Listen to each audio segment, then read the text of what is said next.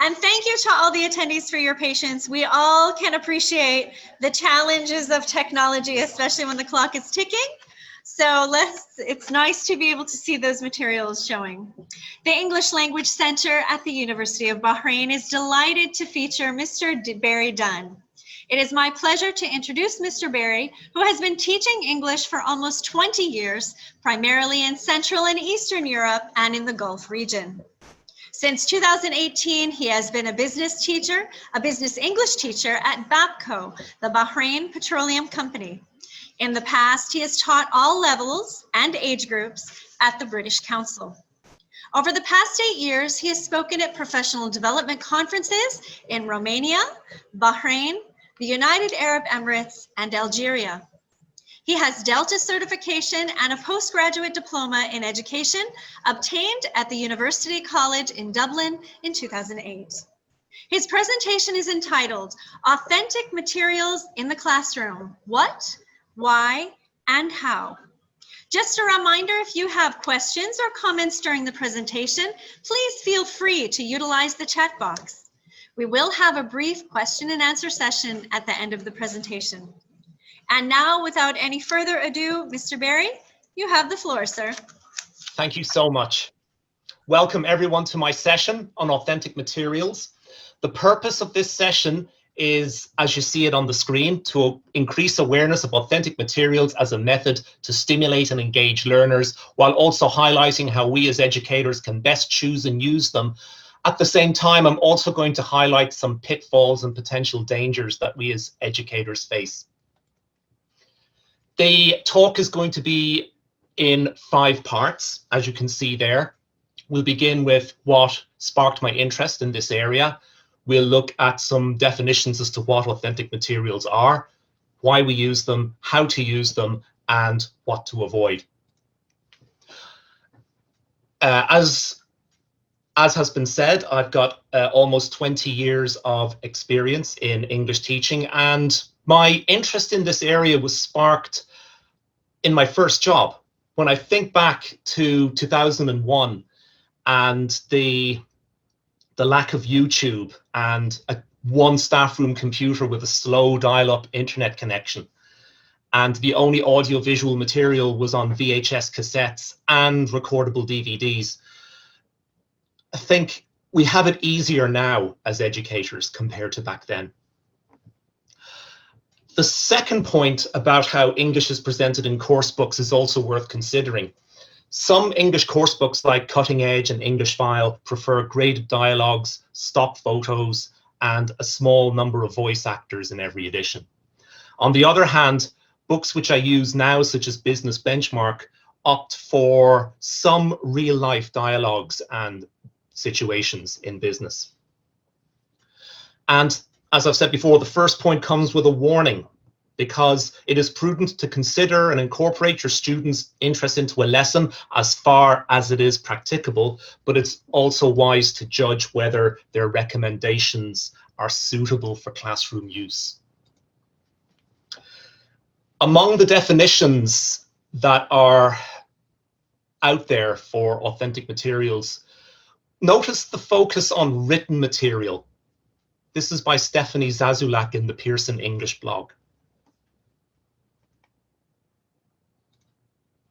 And R.R. Jordan in the book English for Academic Purposes, a guide and resource for teachers, also focuses on written texts, not written for language teaching purposes and increase students' motivation for learning, which is also broadly similar to what Jeremy Harmer, who is a very well-respected EFL practitioner and author, has said.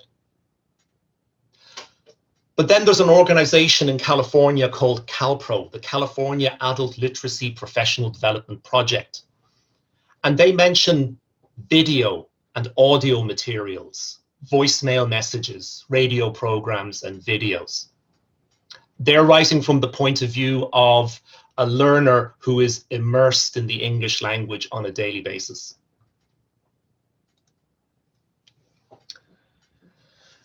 In my first several years as a teacher, YouTube didn't exist, but now there is such a wide range of authentic, personalized content. And it seems now that whatever your interest, be it football, films, music, business, particular companies, or particular football clubs, there's a YouTube channel there for you, created by fans with dedicated content updated regularly. And there are also useful authentic materials such as vlogs, songs, documentaries, and movie trailers. And on the BBC website, you can find a range of written and audio-visual materials. And what I like about the BBC website is that many of the articles, especially topical news articles, are not that long, especially in areas like science and technology, which interest my Bahraini learners greatly. When I used to prepare students for the IELTS exam, that's the International English Language Testing System, I found TED Talks to be excellent for the kinds of presentations that they are likely to hear in section 4 of the listening test. One excellent talk actually links to the talk previous to this one by Salif, video gaming for students, and video gaming as a means to re-engage boys, especially in the learning process. And I created some tasks, including multiple choice questions, true, false, not given statements, and gap fills where the students had to listen for and note down numbers and figures. It's an excellent talk. I'll provide the link to it at the end. Now, most TED Talks are longer. They're 8 to 12 minutes long, generally speaking. And they're aimed at learners with a higher level of English. On the Common European Framework for reference level, they would be B2 and above. And there's the occasional TED Talk that can be pitched at B1.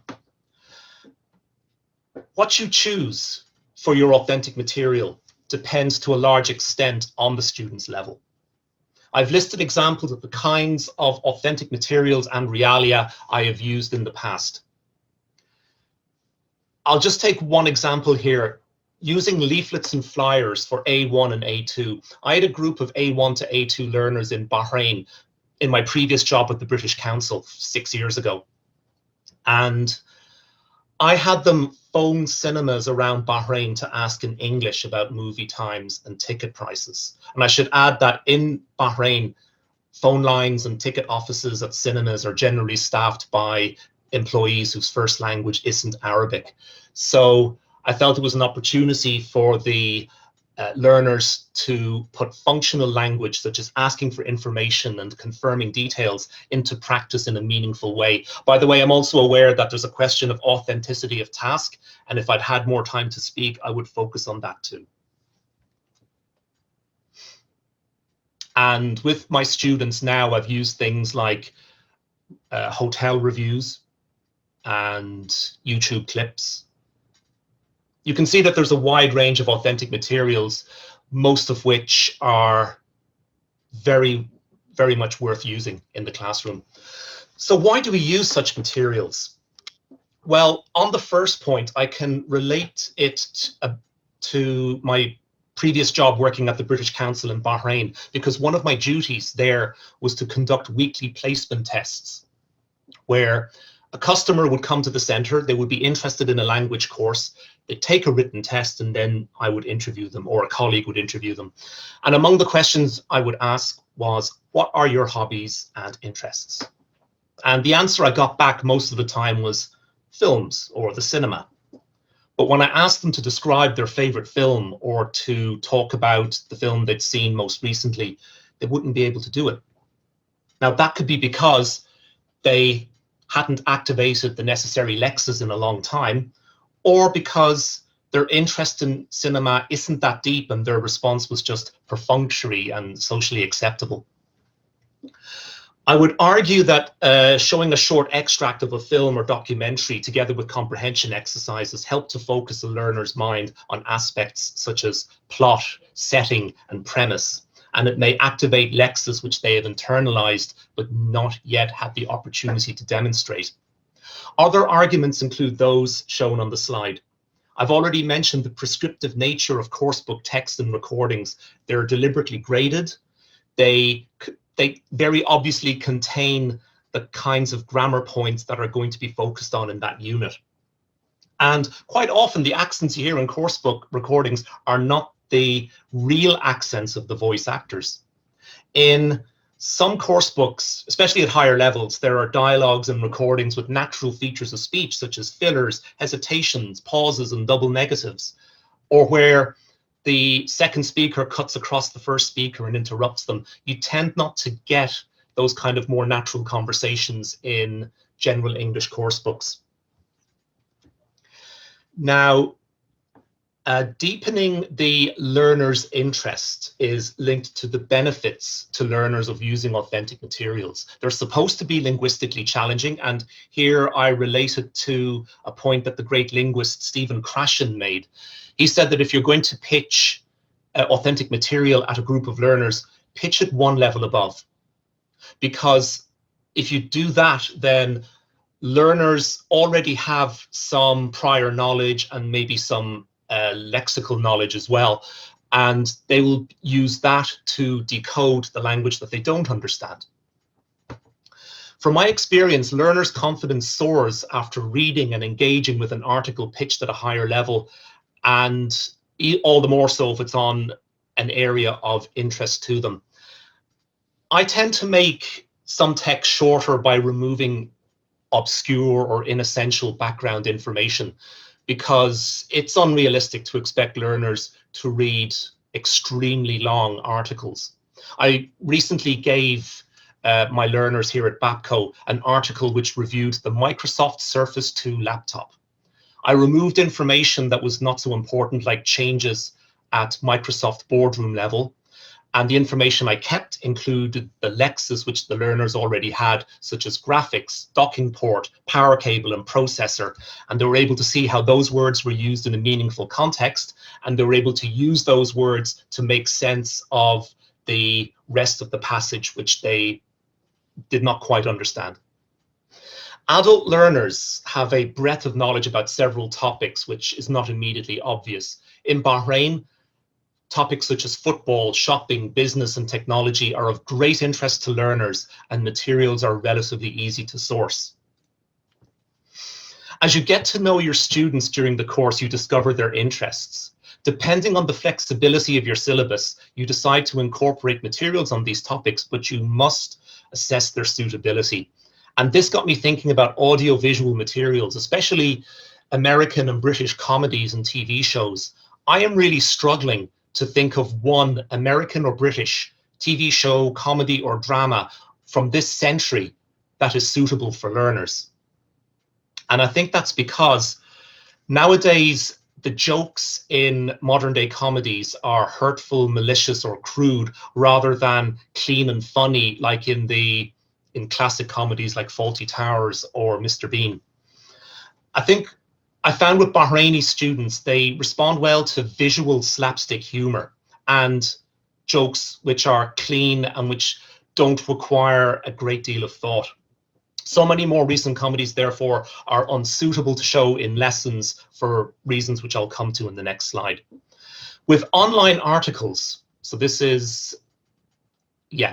online articles, it's easier to source material, but if you're pulling your articles from a blog, review them, because blogs often contain spelling mistakes, obscure references, punctuation errors, or overly technical language. There's also a risk of some blogs that deliberately plug a particular product or service, which would mean nothing to students out here. I mentioned earlier some exercises and tasks that you could create. I like using comprehension exercises like multiple choice and true, false, not given, and gap filling exercises, because they focus students' mind and they aid their ability to skim and scan for key information. As well as this, I've set tasks like giving each learner a paragraph on the same topic and getting them to read it before describing it to alternating partners, such as earlier this year when I gave each of my students a text about a different alternative source of energy, and then they had to read it and describe it in their own words to different partners, and then complete a table with the advantages and disadvantages of each one.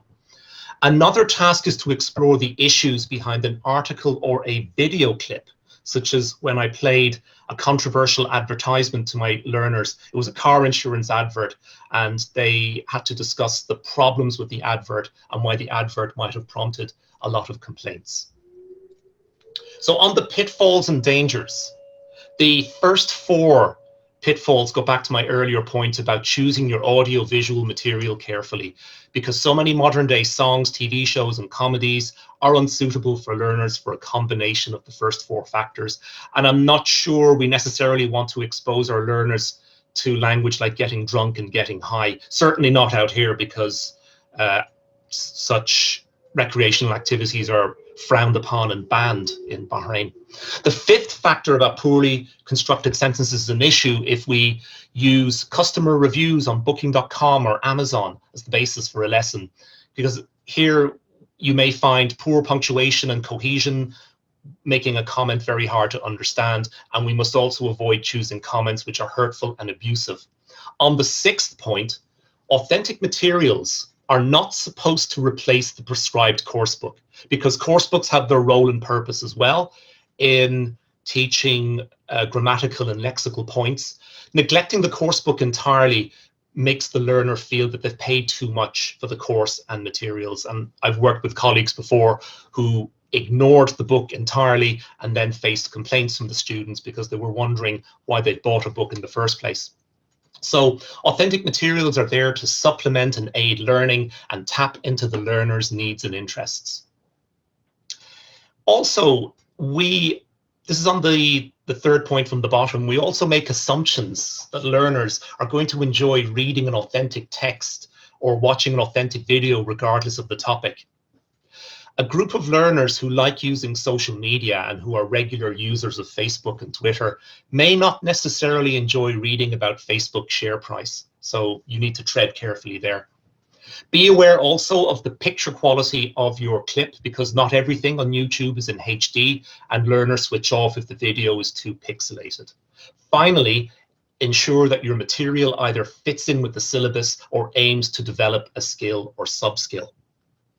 The links to my background reading are here. And if you want any other materials from me, you can email me at the address given on the right of the screen. To conclude, using authentic materials can be rewarding for educators and learners alike, provided we choose wisely and are aware of the difficulties we face. I will gladly take your questions, and my email address is there in case you would like a copy of the slides and the notes. Thank you very much.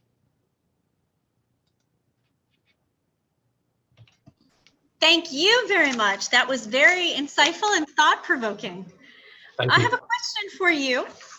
Yeah. I highlighted problems with recent comedies. Do you recommend students can create their own versions to update the content and utilize their own creativity and maybe their own culture? They could, absolutely. Yeah. I'd certainly be in favor of that. I've noticed in the Arab world that a lot of comedy is visual, clean, and a little bit silly at times, and I think students would respond well to it. Excellent. Excellent. Yeah.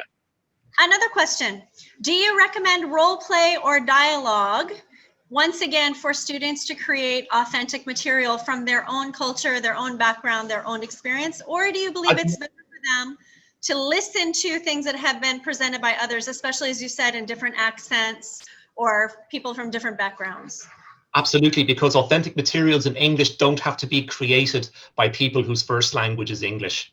Mm-hmm. I think some of the earlier quotes I found on my background reading on authentic materials are quite out of date now, because global Englishes has become a thing in the past 15 years.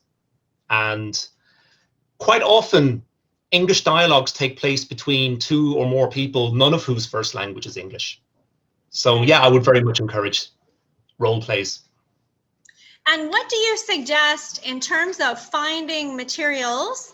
It is a challenge to find materials that are appropriate. Do you feel that There's some language or content that is more difficult, for example, the British accent, the American accent, or different types of cultures. Is there a difficulty that you're finding with students in some areas that could be alleviated through more practice? I do think that students who express an interest in going to the UK in particular need to hear more accents besides the ones that they hear in course books. I've never heard a Geordie accent or a Scouse accent, but I find those accents in the north of England are particularly difficult. And if you're a non-native speaker and you end up studying in Liverpool or Newcastle, you might have real problems if you're not already exposed to the accents from that area.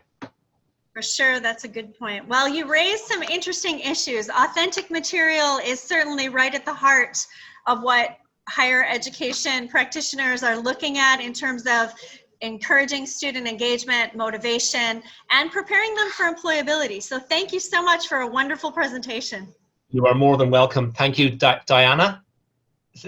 Yeah, thank you so much. And thank you so much for a great introduction. Thank you, my pleasure. It was nice to have you in the conference.